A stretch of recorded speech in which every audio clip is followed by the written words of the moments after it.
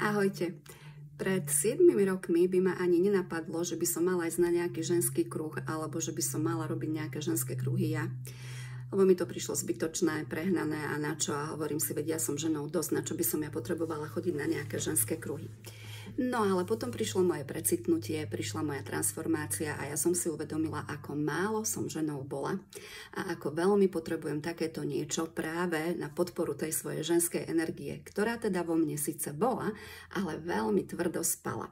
Pretože byť ženou neznamená obliekať sa do vyzývavého oblečenia, výrazne sa líčiť. Byť ženou neznamená byť len pekná. Byť ženou je vnútorný stav bez ohľadu na naše oblečenie a na náš výzor. Zhruba pred 4 rokmi som dostala prvú výzvu na to, aby som zorganizovala ženský kruh a ženský pobyt. A ja som tú výzvu s malou dušičkou prijala vďaka mojej priateľke, ktorá ma v tom veľmi podporila. Pozdravujem ťa, moja. A s ktorou tieto stretnutia organizujeme dodnes. Som ju prijala, pretože som si povedala, keď to prišlo, tak to má nejaký dôvod.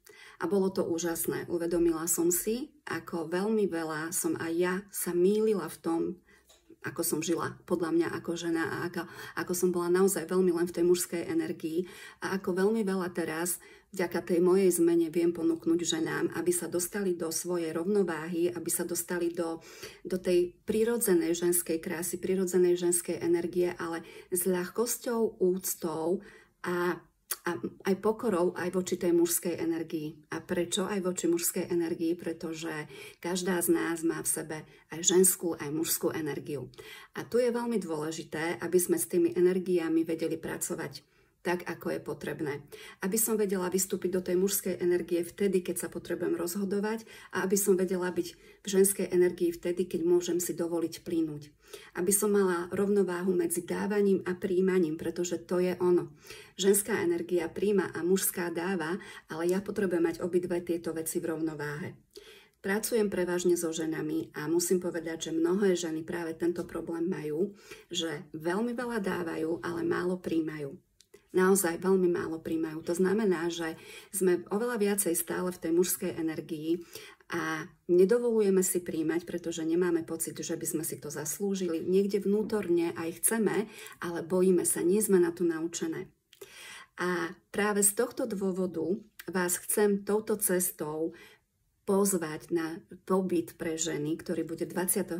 septembra. Je to tzv. Retreat pre ženy, ktorý je zdieľací. Je to víkend, kde sa veľa rozprávame, veľa sa zdieľa, ale aj zážitkový. Máme tam prechodový rituál znovuzrodenia, máme tam rituál Afrodity, teda rituál lásky. Veľmi veľa sa tam rozprávame a tancujeme napríklad, pracujeme so svojimi vnútornými pocitmi. Sú tam naozaj veľmi veľa praktických cvičení, som pripravila takých, ktoré sú užitočné a viete s nimi potom pracovať ďalej. A tým, že je ten kruh zdieľací, tak to neznamená, že každá z vás musí rozprávať všetko o sebe. Zdieľací kruh znamená, že sa rozprávame, ale na mojich pobytoch, aj kruhoch ženských, aj všade, kde ja proste nejaké veci so ženami robím, je to o tom, že každý hovorí len toľko, koľko uzná za vhodné a koľko sám chce. Čo znamená, že ten prvý večer je taký, že sa oťukávame a spoznávame, ale postupne sa to láme, tá dôvera sa tam naozaj vybuduje, je tam bezpečný ten priestor, naozaj sa v ňom cítime všetci dobre. Tým, že ja robím malé skupinky, maximálne 12 žien, tak naozaj tam má priestor každá, že trošku je to také aj individuálne, že každá podľa svojej potreby, tak naozaj rozprávame len toľko, koľko každá uzná za vhodné. Ak niekto chce povedať za celý pobyt 2 veci, tak povie 2 veci. Ak chce povedať celý svoj príbeh, povie celý svoj príbeh a každá ostatná žena proste to počúva. Pretože sme tam jedna pre druhú. O to tam práve ide. Je to už len tým, že o tom rozprávame, tak sa liečíme, pretože dostávame zo seba nejaké bolesti a tým, že to počúvame, tak si uvedomujeme, čo všetko sme schopné prežiť a zažiť. A vždycky sa tam stretnú ženy, ktoré proste si povedia, že toto som ja už prežila a viem ti povedať ako ďalej. Napríklad, hej, že si proste vedia vymeniť tie skúsenosti. Vznikajú tam nádherné priateľstvá, ktoré potom trvajú aj po tých pobytoch, že sa naozaj ženy ďalej stretávajú a sú si podporou a to som za to veľmi, veľmi vďačná, pretože aj to je moja úloha spájať ženy tak, aby sa mohli ďalej stretávať a prepájať a podporovať a tvoriť nové vzťahy, novú energiu a šíriť to medzi ľudí. Čo je ale najdôležitejšie je, že naozaj sa na týchto stretnutiach dotkneme samé seba do takej miery, do akej sme ochotné otvoriť svoju tému, teda problém, ktorý mám vo svojom vnútri nejakým spôsobom nespracovaný a potrebujem ho riešiť. A ja vám viem ukázať cestu, ako by sa to dalo riešiť, ale samozrejme, že tam to nevyriešime, pretože na to je tam malý priestor. Na to už sú potom potrebné nejaké individuálnejšie stretnutia alebo individuálnejšia práca a hlavne vaša ochota robiť na tom. Ale už len to, že sa na to ste ochotné pozrieť, tak preberáte zodpovednosť do svojich rúk a vychádzate z tej role obete a dovolujete, aby ten život naberal iný smer a aby ste sa vystávali do svojej sily, ale do tej vyrovnanej sily, do tej sily bez pýchy a pohrdania, do tej sily s pokorou a láskou a prijatím voči všetkému, čo sa okolo mňa deje. Môj dar je poskytnúť iný uhol pohľadu a vidieť, kde je problém. A práve o toto sa tam s vami delím. Ako vravím, je to trošku aj individuálne, pretože nás tam nie je veľa, čiže každá tam má ten svoj priestor, aby som sa s ňou porozprávala, hoci to nie sú úplne hlboké debaty, ako je to na individuálnych konzultáciách. Napriek tomu je to vždycky prínosné, pretože keď odpovedám jednej, zároveň sa to týka aj tých ostatných. Keď odpovedám ostatným, týka sa to aj tej jednej, ktorá možno vôbec nechce rozprávať. Čiže niekedy je liečenie a tá terapia už len to, že ja počúvam, čo sa okolo mňa deje a beriem si z toho to, čo práve potrebujem. Vďaka tomu, že vidím, ako to tam funguje a dovolujem sama sebe byť súčasťou niečoho takého do takej miery, ako to vyhovuje mňa, ako je mi to pohodlné, tak naozaj spúšťam ten proces transformácie a dovolujem si zmeniť svoj život. Je to na mne? Je to samozrejme na vás, ako sa rozhodnete, ako to chcete, ale dovolujete same sebe žiť inak, podporujete v sebe to sebavedomie a konkrétne na tomto pobyte sa venujeme tej téme, kto som a kam smerujem. Čiže my si vlastne tam aj na praktických cvičeniach zvedomujeme, kto sme v tejto chvíli, kde sme sa dostali, ale kam sa chceme posunúť.